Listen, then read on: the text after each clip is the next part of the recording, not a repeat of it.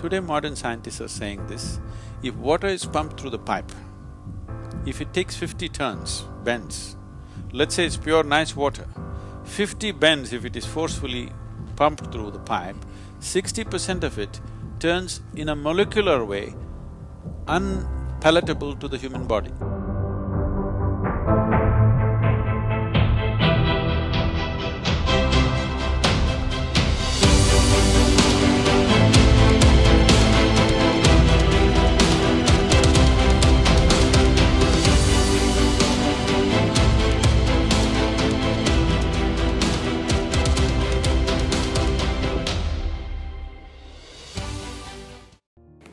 The reverence and regard for the five elements in the Eastern cultures led to some very specific lifestyle choices for the citizens. Can you give us some specific examples of how that manifested itself for sleeping and eating and farming and parenting, and what are some specific examples of how they lived in sync with nature? So when you say five elements, these are the ingredients of life. This human being is just a product of five elements, so is the planet, so is the whole creation. The most fundamental aspect of yoga is referred to as Bhuta Shuddhi. Bhuta Shuddhi means cleansing of the elements. So we are essentially talking about four elements and their manifestations. We're living the space. There are certain things which you can do with space, but it doesn't need any cleansing. So the four elements need cleansing. How these four elements behave within you will determine your health, longevity, psychological balance, spiritual possibilities, mystical access, everything is determined by how you keep the four elements within the system. 72% of your body is water, another 12% is earth, another 6% is air, another 4% is fire, the remaining is space. If you know how to keep these four elements, then your well-being, your health, your longevity, your ability to determine how long you should live and when you should leave, all these things are 100% in your hands. You become a master of your own destiny. If you just control the waters in the system, phenomenal things will happen. Always there's a large focus on water because 72% of the body is water. You must understand, this body is just a product of this planet, 72% of the planet itself is water. If you want to look for life somewhere where there is no life right now or where we cannot spot life right now, the first thing we look for is presence of water.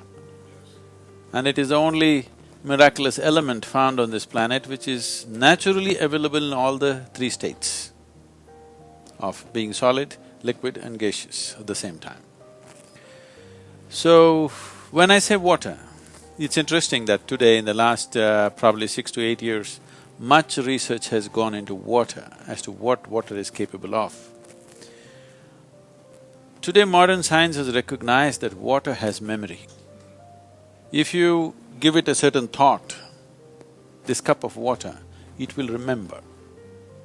If you give it a positive thought or a negative thought, a positive emotion, negative emotion, it actually remembers. We've always been aware of this. So, in the East, even today, even in cities if you come to homes, except those who've been Western educated, in all their homes, water is treated in a certain way. We never drink water which straight comes out of a pipe or a fountain. We always hold it in a brass vessel or a copper vessel, and we worship the water overnight and leave it there at least for 8 hours, then only we consume. Today modern scientists are saying this, if water is pumped through the pipe, if it takes 50 turns, bends, let's say it's pure nice water, 50 bends if it is forcefully pumped through the pipe, 60% of it turns in a molecular way unpalatable to the human body. It becomes poisonous in some way. The chemical structure will not change, but the molecular structure will change. If you keep it there for about 20 to 40 minutes, it will undo itself. But straight from the pump if you drink, you are causing immense damage to the system. This is modern science. We have always known this, if you bring water, you must place it in one place, they will apply certain so-called sacred pastes and other things on the vessel, they will worship it, give the best thoughts to it, leave it there for some time and then only drink. Some British company has come up with this is called as a water imploder. We are trying to bring it to our farmers in India. This implodes water in a certain way and changes the molecular structure, then after that if you feel the water, it feels silky. You might have felt this. See, you feel the water in the stream, how it feels. And then, let's say it falls down a waterfall, not everywhere, in some places. It falls down from a waterfall at a certain height with a certain force. After that, the same stream, you touch the water, it'll feel silky because water is imploding itself by falling with a certain force upon a rock or something. So this is done in a machine and we find the growth rate of the plants will go up considerably. Almost 22% excess growth has been noticed with the same amount of water. Or you can reduce the water that you give to the farm by about 47% if you implode the water. The water that the plant needs will come down dramatically simply because the molecular structure of the water has changed. We live in a tropical country where it's hot and we sweat. Nobody, you will never see any Indian carrying a water bottle and walking around. Here… You can't go to the market without carrying a water bottle. Without water bottle, they'll fall down. Have a drink before you leave the house, folks. So the way you treat the water is very, very important. Just constantly drinking water has many, wrong things happening in the system. If you drink a certain volume of water at once, the body will determine how much to absorb and how much not. But if you sip it constantly, body will get confused and start absorbing more than it should.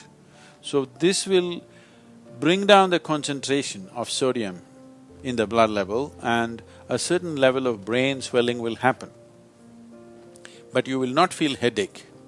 If you do not drink water, the sodium content increases and then there is a swelling where you will feel headache. So you think just because you have a headache, you think you must sip water. If you sip water all the time, it has various other kinds of imbalances.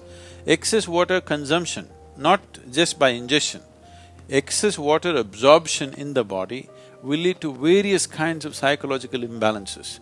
In yogic system, always there is a taboo on drinking water in between. If you drink water now, till you feel thirsty, you should not drink water. When you feel thirsty, you must wait for 15 to 20 minutes and then drink water. How much should you drink? Just to quench your thirst, another 10% more. Just in case you are not feeling things out, 10% more than what you need and nothing more. Constantly drinking water in a country which is not even warm and sweaty. So, like this, our understanding of life is all becoming accumulated knowledge, not feeling life out, not knowing life from within. Life happens from within, all experience happens from within, but we want to cull the knowledge from outside. So treating the water in a certain way, around us and within us, this is all it is. The fundamental of yoga is just this, cleansing the four elements and treating these elements with a certain reverence and a certain way of approach, because now beyond doubt it is established that water has memory. If you treat it badly, it remembers and gets back at you. It gets into you and works from inside.